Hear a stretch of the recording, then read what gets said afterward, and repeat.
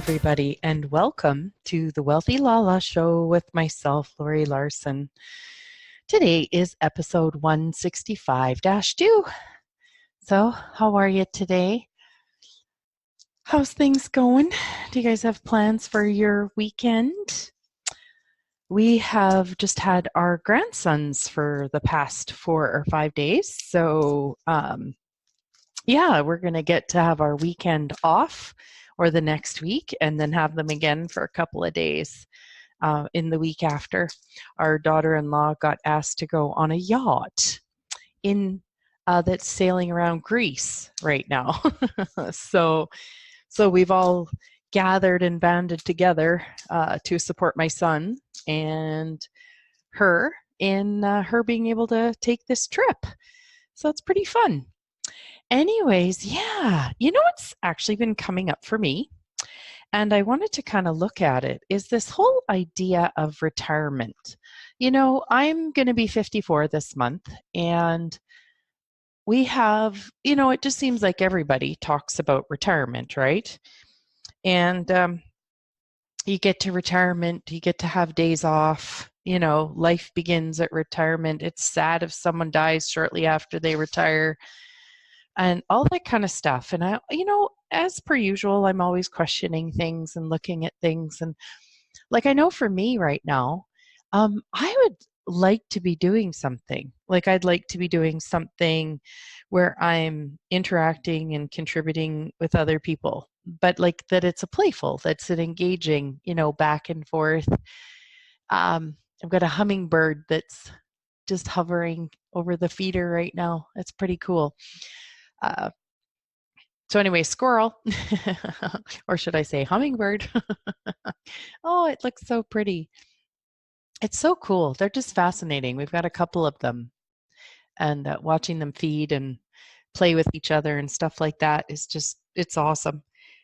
So anyways, this retirement thing, I was watching the news last night, actually or the other night. My hubby had gone to have a bath with one of the boys, and the other boy was just playing around. And so the news was left on, and I was looking at it, and this one lady, no kidding, just turned 100. She turned 100, and they were doing a celebration for her at this hospital because she's actually been working for the last 46 years in the gift shop. And so they interviewed her. Well, this woman looked like she was 70. She looked young, she was spry, she was lively. It was so neat to perceive her energy and how she was being. And there was no, I'm going to stop living. And 46 years. Was 46 years she's been working in the gift shop, or I should say volunteering in the gift shop. Well, anyways, she also then was so happy and excited to tell everybody that among whatever else she likes to do, but she likes to gamble. And she loves gambling. She says she could pace this whole room of the gift shop that they showed on TV. They could pace the whole thing with tickets that she's bought. And you're not going to believe this. She won $1 million when she was 98. Seriously, can you imagine? So it's if that's not an example of living life. So anyway, she had a great time. She gifted some out to her family. She gifted some to the hospital, and then she's enjoyed living, continuing to live. And you could just perceive in her world, her life wasn't over. It was so interesting, and she wasn't looking at it that way. So then they also interviewed another woman who was from a different area of Edmonton, and she was 107. And so they were asking her, what kept her to get to this point? And she said activity, keeping busy, always having something to do. And I thought, wow, how many of us, including myself, sees body movement as a form of punishment? God forbid, we can't do that, right? And just looking at it, it's such what if it's just walking and weeding the garden, playing outside with people. It doesn't have to be this really big thing, but it really sounds like it's people who have something to do that contributes to their life, and it also creates some movement at the same time. And just looking at how many people are already asking my husband, when would you like to retire? When do you plan to retire? And he's the same age as me. He just turned 54. And I say, well, if you're enjoying your life, what if work isn't a punishment? And I get that. I think work is a punishment for an awful lot of people because of the fact that so many people don't enjoy it. There was actually something I saw on Facebook today. It says most people that leave a job, they don't leave the company, they actually leave the boss. So, oh my gosh, like that just opens up this whole can of worms. I want to say whoop ass. This whole can of worms with regards to, what could we do as a collective to create bosses to be happier in their jobs, to be more relaxed, to be more open-minded, that could allow employees to have a different environment where there's like a gifting and receiving, a contribution all the way around, that people could enjoy their jobs more so that their job isn't a separation from the rest of their living. So living doesn't begin on Friday at the end of the day when you then got to go have a drink and go golfing or whatever. Like, what if your work is a part of your life and living? And what if we were able to create those kinds of environments that made us all so excited about going to work, having it be a contributive part of our day to ourselves, to our body, to our energy levels, that it could be something fun and playful and that we could even maybe be proud of. And so, yeah, I really just am looking at that because I'm a person who has not worked, quote unquote, outside of the home for almost 3 years now. And I I just got squirreled by something, sorry. The train left the station. Like, just what if we could, you know, uh, just create something that there's no separation? Because, like, even looking at it, like, I know when we first got our grandsons this week, there was a little bit in our world because a lot of people actually think this way. You're going to have the grandkids, you're older, you're going to be tired, it's going to be a lot of work. What if they don't sleep good? And you can get into this very easily, like almost worry thing where it's like, how's it going to go? And you almost anticipate and you have tension prior, rather than knowing like the universe is going to have your back. It's going to be fun. It can turn out just fine. Look how the universe has had my back before. This is going to be playful. I wonder what this can contribute to me in my life. So again, that say having grandkids over for like 4 days or something and nights, it's not something that's a separation from your actual life. It is your life. It's a part of your life. And so I really was looking at this, like especially earlier this week, and then this idea of retirement came up too. It's like, I don't know, like not making it wrong if someone wants to leave their job and have a change, but what if you really want the choice? So the choice to end a job because you've just done it for a really long time, choice to maybe go to part-time, just what if your life was joyful and it was of your choosing, and that includes work, what would you need to retire from?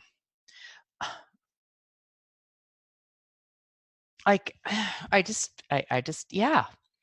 Like, I've never been, and this is possibly because I've never actually just worked at one job. I've never worked at just one job and looked at retirement as an end result, where I was going to get a pension where I could then whatever. And that just never was created in my world. I was always part-time, and when I first started part-time, they actually didn't have pension plans for people that were part-time. It was only if you were full-time. So I've actually never worked full-time, like at one job. I've worked at more than one job and had like full-time work amongst the different places, my family, and all that kind of stuff. But if we looked at the hour per hour, I've never worked full-time at just one place.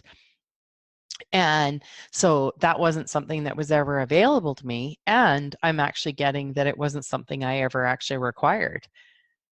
Like if I had a job that I was enjoying and that it was fun for me and a contribution, and contribution could be money, people, what I'm doing, feeling like I'm making a difference, that it's fueling me and my life and my body, I wouldn't see myself wanting to leave.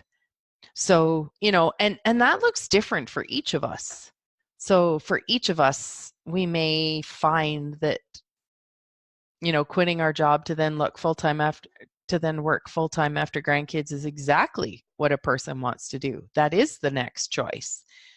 And what if someone who wants to work, like a lot of people really judge people that are going into their 70s for still working. And there's a few people that I know that are still in their 70s and they're still working and they thrive off it. Like, yeah. So I just, I just kind of wonder like what's possible. And yeah, like I just wonder what's possible. So how does it get any better? What else is possible with all of that? Hey? And so look around your world. Like, are you separating your life from certain things that you do? Like, do you separate your job from your life? Do you separate, like, whatever those things are? And like for us, it could be like the grandkids. This is life with the grandkids, life without the grandkids. What if it's all just life? Life with work, life without work. Like what it's all life. And the interesting thing is that when we actually slow ourselves down enough to actually pay attention to these kind of thoughts and awarenesses and actually really ask ourselves what's truly lighting us up, really be truly honest with ourselves, I wonder how many of us would actually be choosing some of the things that we're still choosing. And if we chose something different, it could just make the world of a difference. I'm just being reminded of when I went to high school, there was a teacher who taught chemistry. And years later, after I'd graduated, I'd found out that he had met my mom somewhere. And he had actually told my mom that he retired 3 years before he would have had a full pension. And, a lot of people were like, well, why would you do that? And he said, well, I wasn't enjoying it anymore. So it wasn't worth giving up 3 years of life and happiness to get a full pension because his life was that day. It wasn't going to start 3 years later. And just really looking at what we're actually really choosing and creating with our lives, with our thoughts, and how we actually really honestly like or don't like what's going on and what we can actually do different. So anyways, yeah, isn't that interesting though? Like I'm really noticing, what is it that you need to fulfill yourself right now?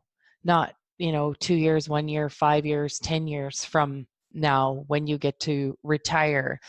That what if your life is today, and what's the most joy and fun that you can put enjoyment, playfulness into your, life? Like what is it that you can do that would fill you up today? And know that that's actually really possible. I know that one of the things for me is that when I started looking at this kind of stuff, first of all, I didn't know that there was possibilities. Now I do. These possibilities are actually available to me and they're available to you. And so, just ask yourself some questions and ask the universe to show you what's right, what's light, what's fun for you, and what would create greater. and let yourself play with that and see what shows up. So, yeah, just let yourself have that. I wonder, and if you're a person who um, is looking forward to retirement, enjoy that too, you know? Yeah. For some people, golfing and going and maybe working out and then meeting with friends and all that kind of stuff, that's the life that they've always been looking forward to too. And what if your job was the part of what got you there? So, yeah, just enjoy whatever is possible for you. And thanks again so much for listening. Big hugs to you. Take care. And talk to you again.